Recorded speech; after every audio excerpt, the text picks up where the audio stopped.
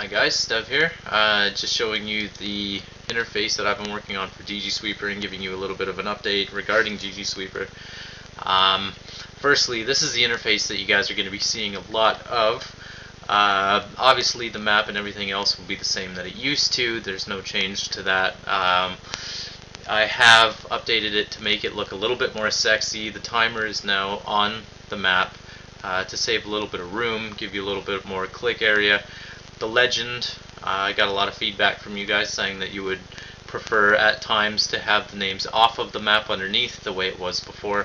I've given you the ability to do that or the ability to keep it on the map. But for now, let's just jump right in here and check out Connect. With help from Mage UK, he's been awesome as usual. We managed to get find members, which is if you were in a world, I don't know, I really don't know what the dungeoneering world is nowadays. But if you were in a world and you couldn't find somebody to start, say, a floor 43 occult, you can open up your DGSweeper, go to find members, and from there you can put in your RuneScape username or your display name, and you can put in that you're looking for floor 43 or an occult. It'll instantly show you a list of every other member in the past 5 minutes who was also looking for a floor 43 or an occult. And obviously then you can PM each other, you can get something organized, get something set up, and start dungeoneering. Share maps is the same old. DG Connect lets you share your gate stones, your keys, your maps, party member locations, that sort of thing. That has been updated. It no longer saves the map to a file and then reads the file, converts the binary to hex, and then uploads the hex. That was very big, changing the binary to hex.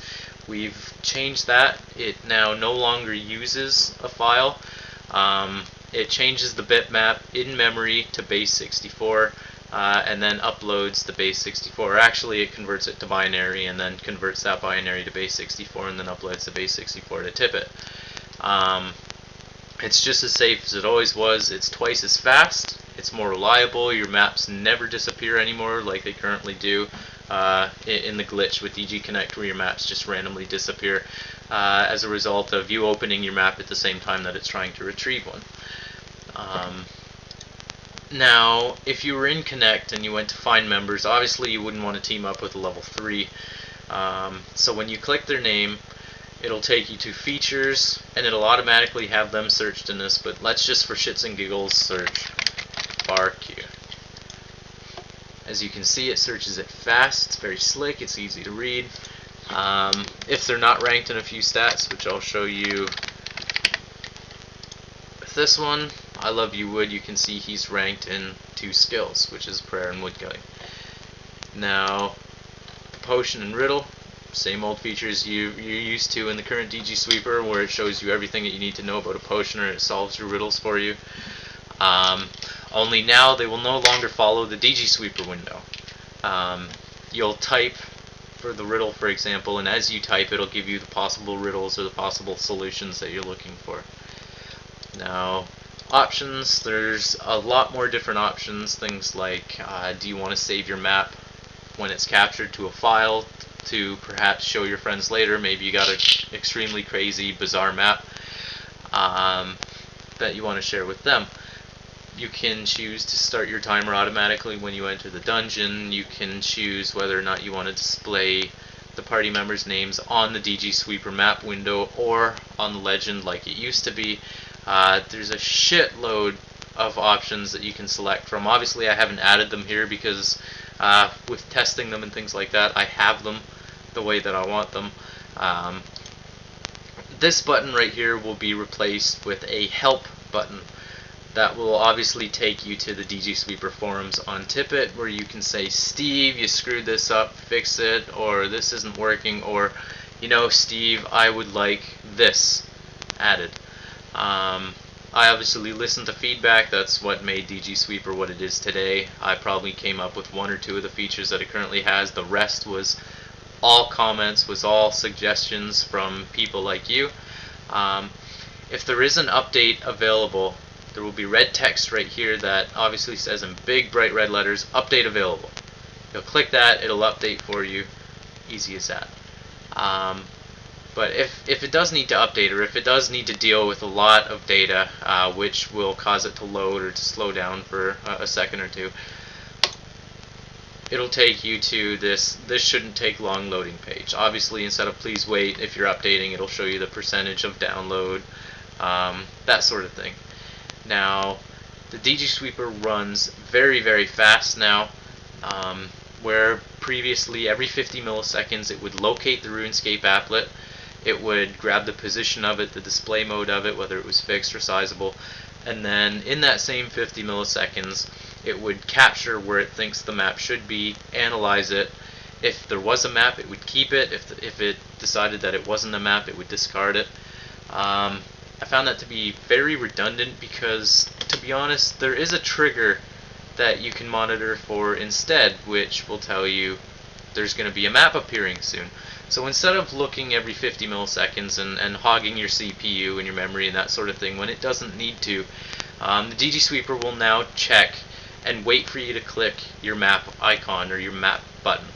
When you click your map button, for the next 2 seconds from when you clicked, so even if you spam clicked it, it'll sit there and from your last click 2 seconds and wait to capture a map. This sped things up incredibly. The results were fantastic. I do plan to keep it like that, because if you haven't clicked, or you're just engineering, you haven't clicked the map icon, DGSweeper, other than updating the timer or whatever else, the DG Connect if you're possibly using that, it pretty much sits idle. It uses no CPU usage, nothing. Now, one of the updates that I did previously, I updated the arrow for Windows Vista and Windows 7.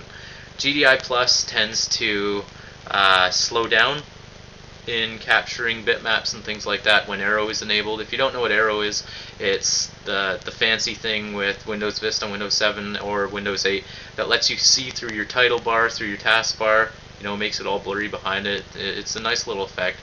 But that would make capturing the map last about 33 to 35 milliseconds. Which, as I told you before, every 50 milliseconds it has to locate, capture, etc., etc. So 33 to 35 of those were being used up just capturing the map. Now, if DGSweeper detects that Windows 7 or Windows Vista or Windows 8 is running, it'll give you the option to temporarily toggle arrow off. Now, this takes the time to capture the map from 33 to 35 milliseconds every 50 milliseconds down to 0. It no longer uses any CPU usage on both my absolutely shitty laptop and this computer. It's been tested on both. DGSweeper is running great. It's running better than ever. I'm very excited to release it. As always, if you guys have any comments, if you have any suggestions as to what you want me to add, simply post. Go to the DGSweeper forums, shoot me an idea. The DGSweeper is what it is today because of you guys. I simply put your guys' ideas into code, gave it back to you guys, and you loved it. Alright, thanks again guys. I hope you're as excited as I am, and I will talk to you all later.